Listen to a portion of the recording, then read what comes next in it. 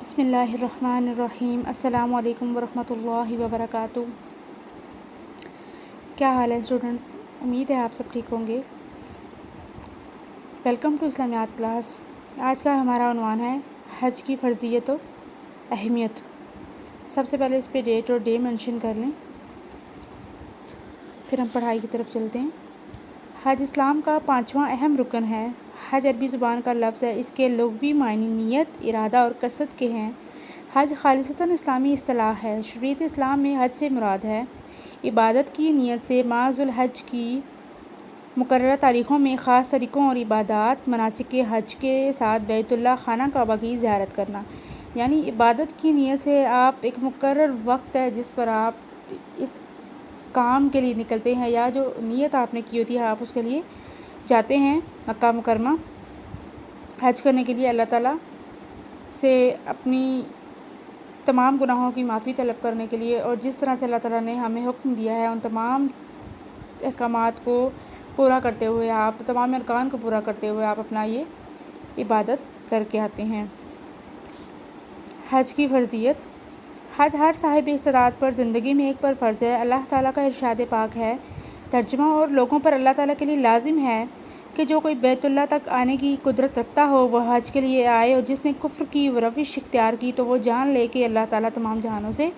بے نیاز ہے۔ اب اس بات کا یہ مطلب ہے کہ ایک انسان ہے جس کے پاس مال و دولت بھی ہے، جو اتنا تندرست ہے کہ وہ حج کر بھی سکتا ہے، کیونکہ حج کے لیے ضروری یہ چیز ہے کہ آپ صاحب استطاعت ہوں اور آپ اتنی صحت رکھتے ہوں، اتنے تندرست ہوں کہ آپ تمام مناسک حج کو بھرپور طریقے سے ادا کر سکیں۔ اب یہ کہا جا رہا ہے کہ جو انسان صاحب استطاعت بھی ہے، یعنی مخیر ہے، پھر بھی اس کے باوجود صحت بھی اس کی اچھی خاصی ہے، اور وہ کسی ایسے جگہ پر بھی نہیں رہ رہا جہاں پہ کسی ظالم حکمران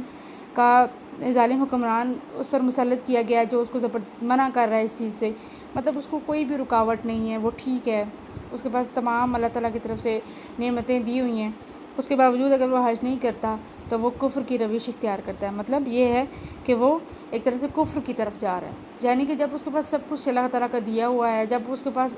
آپ اگر اس طرح سے لیں کرائٹیریا، مطلب اس کے پاس سب کچھ دیا ہوا ہے لیکن اس کے باوجود وہ عمل نہیں کر رہا اس چیز پر، تو وہ کفر کی روش اختیار کر رہا ہے، یعنی وہ کفر کر رہا ہے۔ اور وہ یہ جان لے کہ اللہ تعالیٰ تمام جہانوں سے بے نیاز ہے، یعنی اللہ تعالیٰ سب دیکھ رہا ہے، سب سن رہا ہے، اور اس کو ہمارے کسی بھی عمل کی ضرورت نہیں ہے۔ اگر ہم کوئی بھی عمل کریں گے تو وہ ہم اپنے فائدے کے لیے کریں گے، ہم اپنے گناہ کو بخشوانے کے لیے کریں گے، اور ہم جنت میں جانے کے لیے کریں گے۔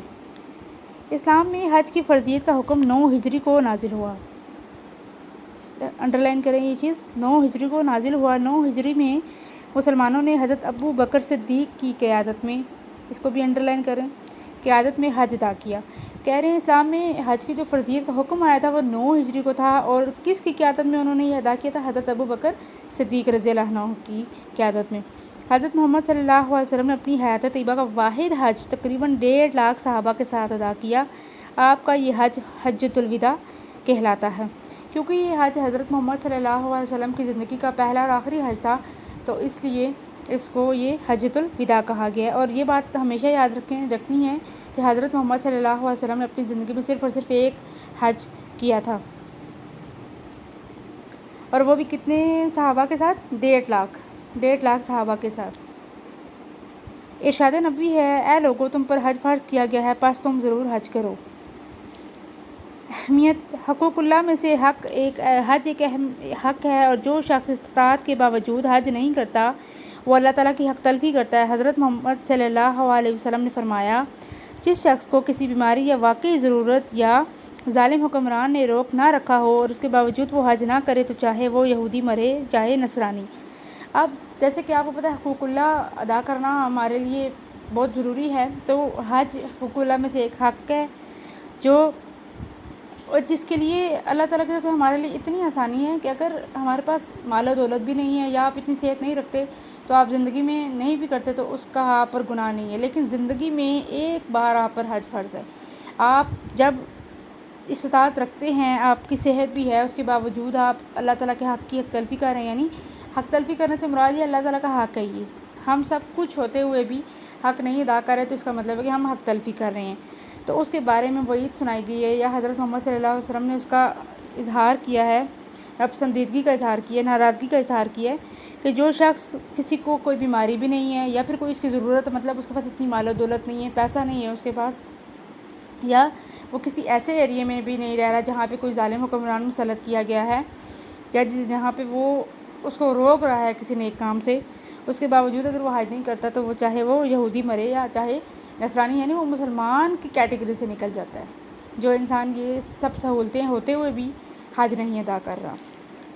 حضور صلی اللہ علیہ وسلم کے اس فرمان سے حج کی اہمیت واضح ہو جاتی ہے، یعنی استطاعت کے باوجود حج نہ کرنا اللہ تعالیٰ کی ناشکری ہے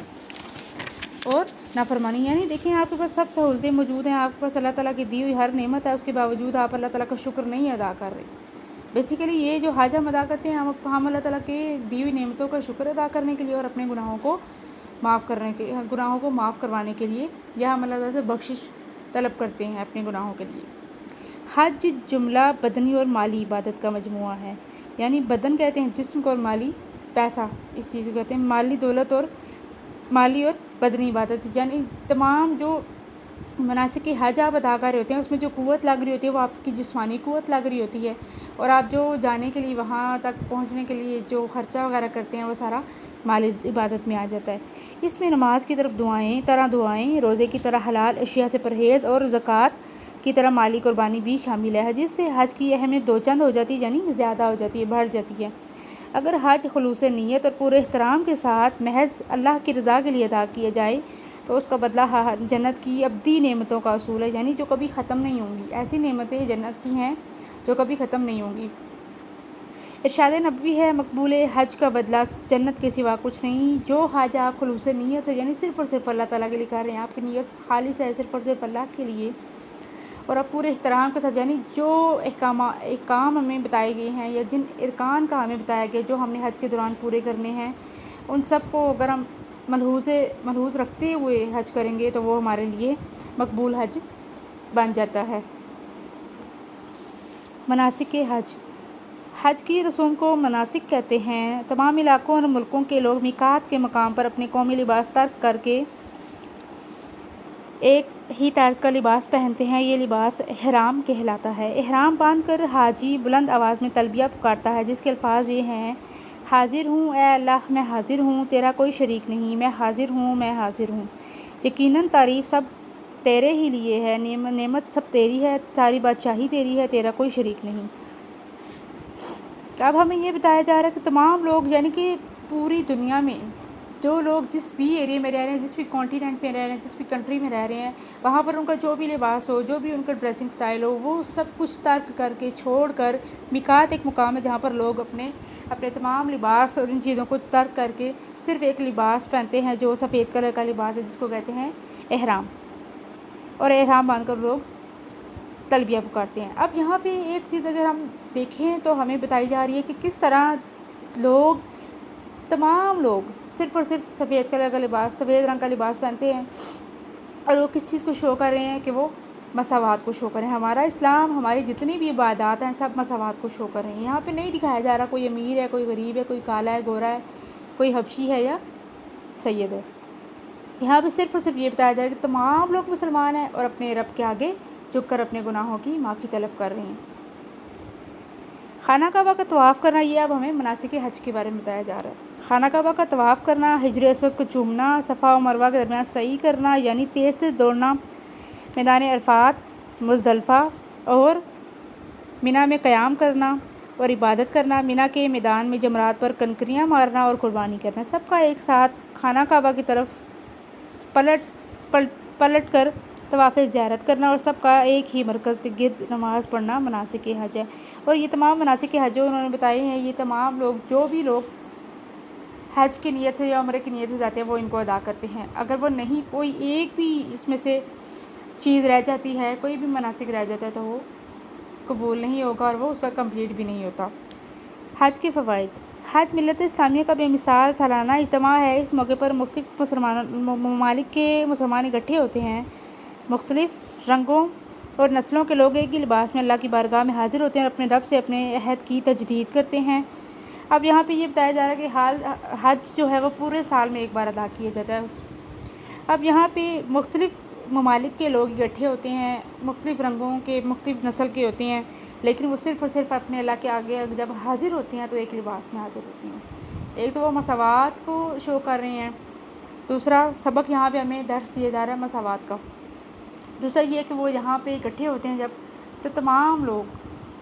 صرف اور صرف اپنے اللہ کو پکارتے ہیں اور اپنے لیے مدد طلب کرتے ہیں،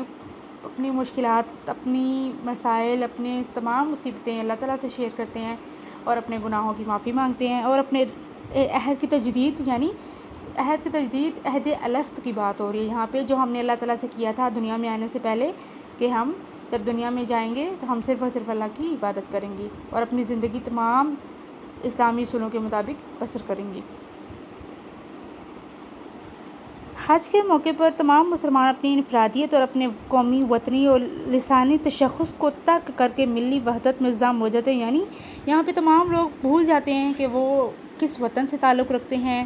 کس قوم سے تعلق رکھتے ہیں، وہ اپنی زبان، اپنا وطن، سب کو تشخص یعنی اپنی پرسنالٹی سب کو ختم کر دیتے ہیں۔ وہ وہاں پہ صرف وہ ایک مسلمان کی حیثیت سے کھڑے ہوتے ہیں، وہ بھول جاتے ہیں میں کون سی قوم سے تعلق رکھتا ہوں، میں کون سی زبان بولتا ہوں، میں کون سے ملک سے آیا ہوں، یہ سب کچھ وہ بھول جاتے ہیں۔ امیر و غریب اور شاہ و گدھا میں کوئی تمیز باقی نہیں رہتی، یعنی امیر غریب میں کوئی فرق نہیں رہتا۔ جیسے محمود و ایاز دونوں،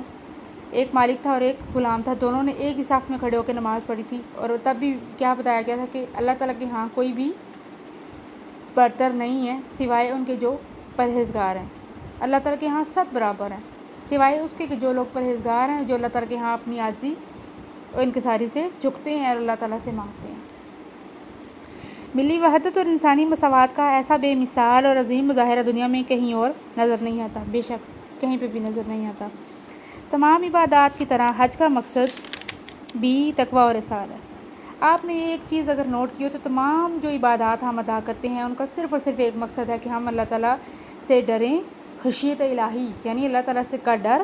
اور ہم تمام کام جو بھی کر رہے ہیں، عمل کر رہے ہیں، ہمیں صرف یہ بات پتہ ہو کہ ہم جو عمل کر رہے ہیں آیا وہ ٹھیک ہے یا غلط ہے، اور اس کا کیا نتیجہ ہونے والا ہے، اور اللہ اس سے ناراض ہوگا یا راضی ہوگا۔ اس چیز کو بولتے ہیں خشیت الہی، احسار بولتے ہیں، تقویٰ بولتے ہیں، یعنی اللہ تعالیٰ کا ڈر،